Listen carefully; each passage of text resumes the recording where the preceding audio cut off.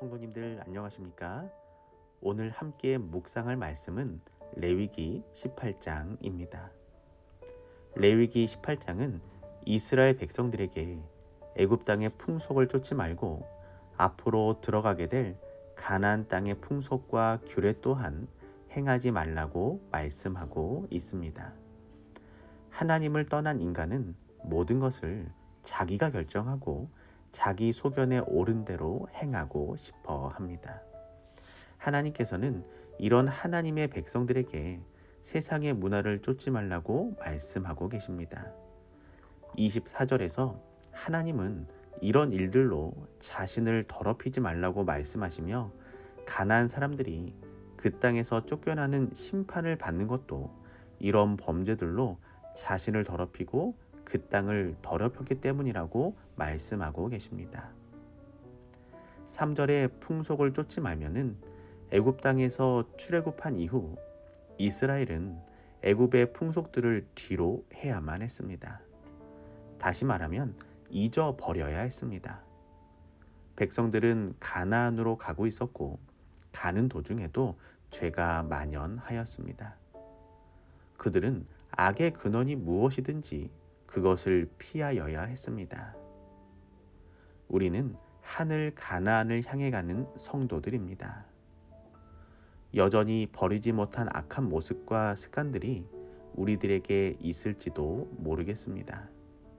하지만 오늘 하루 세상의 악한 모습들을 뒤로하고 오직 하늘 가나안을 향해 앞으로 전진하는 귀한 삶이 되기를 소망합니다. 4절에 나의 법도를 쫓으면은 매우 중요한 말씀입니다. 왜냐하면 이것이 백성들의 유일한 구원의 방법이었기 때문입니다. 죄와 부패가 가득한 중에도 하나님께서는 그분의 백성들이 세상의 빛과 소금이 되기를 원하셨습니다. 어떤 사람들은 하나님은 왜 그분의 백성을 애굽과 가나안에 살게 하셨는지 궁금해합니다. 그러나 하나님은 백성들이 애굽에 살 때에도 애굽인들과 섞이지 않도록 그들에게 구별된 땅, 곧 곧센 땅을 주어 살게 하셨습니다. 백성들이 그 장소를 잘 보존하고 하나님의 말씀에 순종했다면 그들은 악으로부터 구별되어 있었을 것입니다. 그러나 그들은 애굽인들과 섞였으며 그들의 풍속을 배워 자신들을 부패시켰습니다. 그들이 광야에서 방랑한 40년은 하나님께서 애굽의 풍속을 잊어버리고 그의 도를 배우도록 계획하신 하나님의 교육하신 시간이었습니다. 그들이 가나안 땅에 들어갈 시기가 되었을 때 애굽에서 떠난 세대는 사라졌습니다. 그리고 이 시간에 하나님은 시내산에서 율법을 주셨습니다. 이를 행하면 그로 인하여 살리라. 하나님은 그들에게 어떤 환경 속에서도 그들을 보살피시고 채워주시는 능력을 나타내 보이셨습니다. 만약 그들이 그들의 믿음과 신뢰를 오직 하나님께 두기만 했다면 형통할 것이었습니다. 오늘 우리가 따르는 법도는 무엇인가요? 세상의 풍습과 유행인가요? 아니면 영원한 생명을 약속해 주시는 하나님의 말씀인가요? 오늘 우리의 삶이 하나님의 구별된 말씀을 쫓게 되기를 이 시간 간절히 소망합니다. 5절에 사람이 이를 행하면 그로 인하여 살리라. 이 말씀은 예레미야 31장 33절과 44절을 통해 살펴볼 수 있습니다. 나 여호와가 말하노라. 그러나 그날 후에 내가 이스라엘 집에 세울 언약은 이러하니 곧 내가 나의 법을 그들의 속에 두며 그 마음에 기록하여 내가 그들의 죄악을 사하고 다시는 그 죄를 기억지 아니하리라. 예전에 돌판에 새겨진 하나님의 율법은 오늘날 성령에 의하여 우리 마음판에 기록됩니다. 우리는 자신의 의로움을 세우려 하는 대신 그리스도의 의로움을 받아들여야 합니다. 우리는 오늘도 내 마음속에 여전히 말씀하시는 사람이 이를 행하면 그로 인하여 살리라.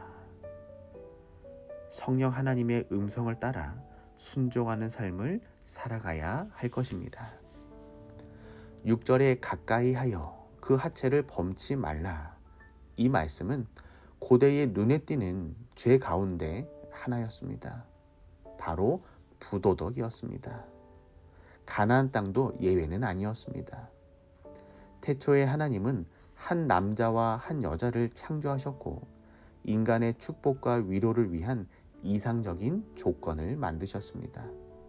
하나님의 계획은 가정과 국가를 보존하고 남녀의 순결을 보존하는 것이었습니다. 결혼은 수치스럽거나 피해야 할 죄된 것이 아닙니다. 그것은 하나님이 친히 제정하신 것으로 고귀한 제도입니다. 24절에 스스로 더럽히지 말라. 이 말씀은 당시 이스라엘 주변 국가들은 레위기 18장에 기록된 모든 죄들을 짓고 있었습니다. 하나님의 눈으로 이 민족들을 더 이상 이 땅에서 살게 할 수 없었습니다. 우리는 오늘도 죄악 가득한 세상 속에서 살아갈 수밖에 없습니다. 우리가 알거나 또는 상상조차 할 수 없는 수많은 죄들이 이 세상을 가득 채우고 있습니다. 그러나 우리는 구별된 성도로서 우리의 몸과 마음을 스스로 더럽히는 어리석음을 범치 말아야 할 것입니다. 28절의 토함은 말 그대로 토해내다 라는 뜻입니다. 이스라엘 백성들은 약속의 땅에 대한 토지 소유권을 언약 관계에 기초하여 얻었습니다. 반대로 그들은 그 언약을 깨트렸을 때 가나안에 머물 수 있는 권리를 빼앗겼습니다. 그들은 성경에서 이야기하는 것처럼 땅에서 뽑힐 것이었고 흩어질 것이었습니다. 오늘 우리는 하나님의 언약 아래에 살아가고 있습니다. 우리에게 약속으로 주어진 하늘 본향이 있습니다. 그러나 우리가 언약을 믿는 믿음에서 벗어나게 되면 우리는 하늘 가나안에 대한 권리를 빼앗기고 이 땅에서 영원히 뽑힌 영원한 멸망을 당하게 될 것입니다. 오늘 우리의 삶이 하나님의 언약 아래에 머무는 복된 삶이 되기를 소망합니다. 30절에 그러므로 너희는 내 명령을 지키고 너희 있기 전에 행하던 가증한 풍속을 하나라도 쫓음으로 스스로 더럽히지 말라. 나는 너희의 하나님 여호와니라. 이스라엘 백성에게 하나님의 거룩함과 그들이 지켜야 할 높은 신앙의 표준을 이 말씀은 우리에게 가르쳐주고 있습니다. 하나님께서 이스라엘을 구원하신 이유는 이방 풍습을 따르지 말고 하나님의 율법을 따라 거룩한 백성이 되게 하시려는 것이었습니다. 세상은 타락한 문화를 당연하고 자연스러운 것으로 생각합니다. 하나님께서 죄라고 하신 것을 죄가 아니라고 말하고 하나님께서 정하신 질서를 무시하는 세상에서 우리 하나님의 백성은 어떻게 살아가야 할까요? 우리는 세상의 문화를 쫓지 말고 하나님의 구별된 말씀을 따라 살아가야 합니다. 하나님께서 우리를 타락한 세상에서 불러내셔서 구원하신 이유가 무엇입니까? 더 이상 악하고 가증한 세상의 풍속을 쫓아 우리가 살지 말고 하나님의 말씀을 따라 구별된 삶을 살게 하기 위함입니다. 거룩한 삶이란 추상적인 어떤 것이 아닙니다.